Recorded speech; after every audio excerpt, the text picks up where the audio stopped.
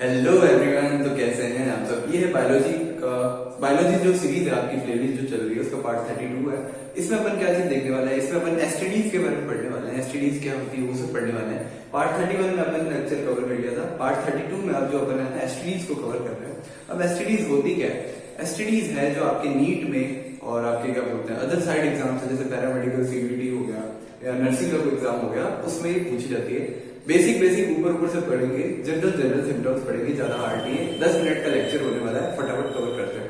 तो एसटीडीज क्या है? सेक्सुअली ट्रांसमिटेड डिजीज है, यानी सेक्सुअल इंटरकोर्स के दौरान जो ट्रांसमिट हो रही है वो डिजीजेस को अपन क्या बोला गया? सेक्सुअली ट्रांसमिटेड डिजीज यानी एसटीडीज बोला गया। इसके दूसरे नाम भी है, वनरल डिजीज भी बोला जाता है इसको। वीडीएस भी लिखते हैं वनरल डिजीज। एसटीडीज इसकी शॉर्ट फॉर्म है, ठीक है, सेक्सुअली ट्रांसमिटेड डिजीज। वीडीएस इसको बोला जाता है वनरल डिजीज, और आरटीआई भी बोला जाता है। आरटीआई क्या है? रिप्रोडक्टिव ट्रैक्ट का इन्फेक्शन है। क्या है? रिप्रोडक्टिव ट्रैक्ट का इन्फेक्शन जो आपके रिप्रोडक्टिव ट्रैक्ट में हो रहा है उसको बोला जाएगा आपके आरटीआई बोला जाएगा।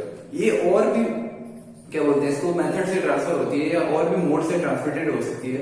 एसटीडी जरूरी नहीं कि सिर्फ आपके सेक्सुअल कांटेक्ट यानी इंटरकोर्स के दौरान ही ट्रांसमिटेड हुए, और भी तरीके हैं एसटीडीज को ट्रांसफर होने के। वो क्या क्या तरीके हैं कि जैसे मान लो आपने किसी से ब्लड ट्रांसफ्यूजन कराया कि आप कोई पेशेंट है, उसको ब्लड की नीड है और आपको एड्स हो रखा है मान लो, ठीक है, तो उसने वो नीडल एड्स पेशेंट के लगाई थी, और वही नीडल सेम नीडल उसने किसके लगा दी? यानी ब्लड लिया ना उसने, ब्लड लिया तो ब्लड लिया, वो ब्लड एड्स पेशेंट का लेके किसमें डाल दिया? और जो हेल्दी पेशेंट था उसमें डाल दिया। उसको तो बस ब्लड की नीड थी, तो ऐसे क्या हुआ? आपके एड्स ट्रांसफर हो गया। यानी ब्लड और ब्लड प्रोडक्ट के थ्रू भी आपकी एड्स जो है ट्रांसफर हो सकता है।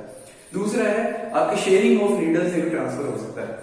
अब जैसे आपने देखा होगा लोग ड्रग्स लेते हैं, बहुत सारे लोग एक ग्रुप में बना के ड्रग्स लेते हैं, तो क्या करते हैं एक ही इंजेक्शन से अपने ब्लड में इंजेक्ट करते जाते हैं। तो किसी एक पर्सन को भी होगा ना एसटीडी, जैसे एड्स है मान लो किसी के ब्लड में है, ठीक है, तो एड्स उसके नीडल में कॉन्टेक्ट आया, फिर अगले बंदे के चला गया, तो वो नीडल के साथ वो एड्स का वायरस चला गया। एचआईवी वायरस है वो दूसरे ह्यूमन में भी चला गया। तो शेयरिंग ऑफ नीडल से भी आपके एसटीडीज क्या होती है? ट्रांसफर होती है। और थर्ड है कि मदर से बेबी में भी ट्रांसफर हो सकती है। अगर मदर को है तो बेबी को भी ट्रांसफर हो सकती है। और बाकी चौथा तो अपन देखा कि सेक्सुअल रिलेशनशिप से भी तो जो आपकी एसटीडी है वो ट्रांसमिटेड होती है। तो ये 4 मेथड है अपने पास जनरली कि ब्लड एंड ब्लड प्रोडक्ट से ट्रांसफर होगी। शेयरिंग ऑफ नीडल यानी सेम नीडल को अगर ट्रांसफर करोगे, जैसे मान लो आप किसी एचआईवी पेशेंट को ट्रीट कर रहे हो, उसकी नीडल गलती से आपने, जैसे आप कोई डॉक्टर हो तो उसकी शरीर में नीडल लगी हुई आप फेंकने जा रहे थे और गलती से वो हाथ से छूट के आपके जो है बॉडी में चली जाती है, आपके जो इंजेक्ट कर जाती है, आपकी नीडल स्टिंग कर जाती है आपके स्किन में, तो वो क्या होगा कि उससे भी आप एड्स पेशेंट बन सकते हैं। आपके शरीर में वो वायरस आ जाएगा और एसटीडी आपके शरीर में भी आ जाएगी। तो सेक्सुअल रिलेशनशिप से भी ट्रांसफर होती है। अब देखते हैं कि इनके जनरल सिम्टम्स क्या क्या आते हैं। सिम्टम्स मतलब एसटीडीज में क्या क्या सिम्टम्स आ सकते हैं। जरूरी नहीं है कि हर बार सिम्टम आए, असिम्टोमेटिक भी हो सकती है, मे बी असिम्टोमेटिक फेज। और अगर आ रहे हैं सिम्टम तो किस टाइप के आएंगे? इचिंग हो सकती है, बर्निंग सेंसेशन हो सकती है। और रिप्रोडक्टिव एरिया कहाँ है? आपके पेल्विक रीजन में। तो पेल्विक रीजन में आपके क्या हो सकता है? पेन हो सकता है, यानी पेन इन अब्डोमेन हो सकता है, इचिंग हो सकती है, बर्निंग सेंसेशन हो सकती है और डिस्चार्ज भी हो सकता है, ठीक है। बर्निंग सेंसेशन आपको पता है कि मतलब ऐसे जलन सी होती है, इचिंग आ सकती है, अब्डोमेन में पेन आ सकता है और डिस्चार्ज हो सकता है। और बहुत ज्यादा क्या बोलते हैं सीवियर केसेस में जान भी जा सकती है। तो सीवियर केसेस में आपने क्या बोलते हैं कि एसटीडीज है वो हार्मफुल होती है, फैटल होती है, जानलेवा डिजीज होती है। इसको टाइम से अगर ट्रीट नहीं किया गया तो ये आपकी बैंड हो जाती है, ठीक है। तो सीवियर केसेस में अपने पास कौन कौन से सिम्टम्स आते हैं? सीवियर केसेस में अपने पास कैंसर तक हो सकता है, ठीक है। कैंसर किससे होता है? जनरली अपने इसमें कोर्स में लिया है अपने ह्यूमन पैपिलोमा वायरस है, जेनिटल वार्ड से होता है। तो ये ह्यूमन पैपिलोमा वायरस ये आपके फीमेल रिप्रोडक्टिव ट्रैक्ट में क्या करता है? कैंसर कॉज करता है। तो कैंसर भी हो सकता है, एक्टोपिक प्रेगनेंसी भी हो सकती है। एक्टोपिक प्रेगनेंसी का मतलब है कि जहां आपका फर्टिलाइज एग है फीमेल में, वो फर्टिलाइज होना था, यानी एम्पुला और एस्टमस की जगह वो क्या होता है? फर्टिलाइज होता है। तो वो इम्प्लांट यूट्रस में जाके होता है। अब यूट्रस की जगह, यूट्रस की बजाय वो कहीं और इम्प्लांट हो जाए, मान लो आपकी फेलोपियन ट्यूब में ही इम्प्लांट हो जाए, तो उसको बोला जाएगा एक्टोपिक प्रेगनेंसी। एक्टोपिक प्रेगनेंसी का सिंपल मैं मतलब बताऊं तो एक्टोपिक प्रेगनेंसी है यूट्रस में इम्प्लांट नहीं हो गया, कहीं और इम्प्लांट हो गया, जैसे सर्विक्स में इम्प्लांट हो गया या आपके फेलोपियन ट्यूब में इम्प्लांट हो गया। तो इस टाइप की प्रेगनेंसी को बोलेंगे एक्टोपिक प्रेगनेंसी, ठीक है। तो एक्टोपिक प्रेगनेंसी अबॉर्शन तक भी हो सकता है, अबॉर्शन भी कराना पड़ सकता है। इनफर्टिलिटी मतलब आप क्या बोलते हैं? इनफर्टाइल है आप, जैसे ओलिगोस्पर्म में आपने सुना होगा कि मेल में स्पर्म की अमाउंट इतने % से नीचे है तो वो क्या बोलते हैं? बाप नहीं बन सकता है, मां नहीं बन सकती, ठीक है, तो ये अपन ने सुना होगा कि ये बच्चा नहीं कर पा रहे या ये पेरेंट अपने बेबी नहीं कर पा रहे, तो वो सब चीजें वो इनफर्टिलिटी के अंदर आती है। ठीक है, तो बेबी होने में परेशानी है, उसको इनफर्टिलिटी बोला। अबॉर्शन, कैंसर, एक्टोपिक प्रेगनेंसी और पेल्विक इन्फ्लेमेटरी डिजीजेस हो सकती है। जो आपका पेल्विक रीजन है उसमें आपके सूजन के साथ स्वेलिंग, जो अपने बोलते हैं ना, स्वेलिंग के साथ पेन भी हो सकता है। इन्फ्लेमेशन का मतलब होता है पेन विद स्वेलिंग, तो पेन विद स्वेलिंग भी आ सकती है आपके जो आपका पेल्विक रीजन है उसमें आ सकती है। तो ये सीवियर केसेस है और सिम्टम्स है। अब अपन देखते हैं कि मतलब जनरली अपने देखा जाए तो एसटीडीज किन से फैलती है? बैक्टीरिया से फैल सकती है, वायरस से, प्रोटोजोआ से फैल सकती है और अपने फंगस से भी फैल सकती है। अपनी एनसीईआरटी में 3 दे रखा है, अपने तीनों को पढ़ते हैं। बैक्टीरिया दे रखा है, वायरस दे रखा है, प्रोटोजोआ दे रखा है। तो सबसे छोटा क्या है अपना प्रोटोजोआ, जिसको पहले खत्म करते हैं। प्रोटोजोआ में अपने पास एनसीईआरटी में क्या दे रखा है? ट्राइकोमोनियासिस। ट्राइकोमोनियासिस बीमारी का नाम है। ठीक है, किससे हो रही है? वो प्रोटोजोआ का नाम है ट्राइकोमोनास वेजाइनलिस से हो रही है। किससे हो रही है? Trichomonas vaginalis. यानी ये क्या है? ये प्रोटोजोआ है और ये है बीमारी। यानी ट्राइकोमोनियासिस है, वो किससे हो रही है? ट्राइकोमोनास वेजाइनलिस से हो रही है। आराम से याद हो जाएगा, इसमें ट्राइकोमोनासिस आ रहा है, इसमें ट्राइकोमोनास आ रहा है, मतलब राइमिंग वर्ड है।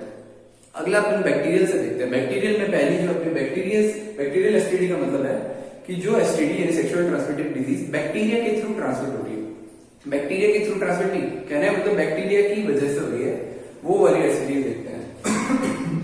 एनसीईआरटी में 3 दे रखी है अपने पास, एक दे रखी साइफिलिस, एक दे रखी क्लाइमेटिसिस और एक दे रखी गोनोरिया।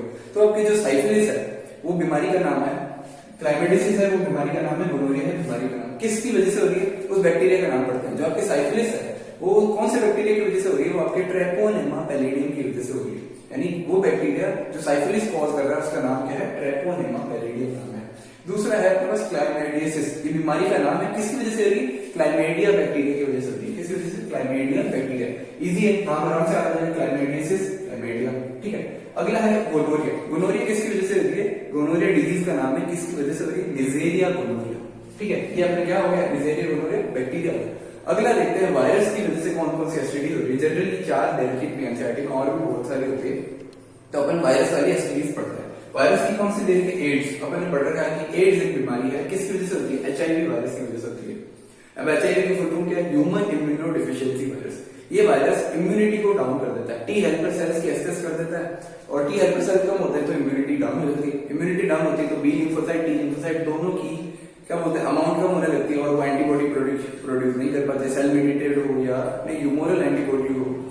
ठीक है, ह्यूमोरल अपने पास 2 टाइप की इम्यूनिटी होती है ना, एक ह्यूमोरल और एक सेल मेडिएटेड। तो ये दोनों का सिस्टम खराब होता है और साइड में जो बीमारियां हैं वो भी आ जाती है।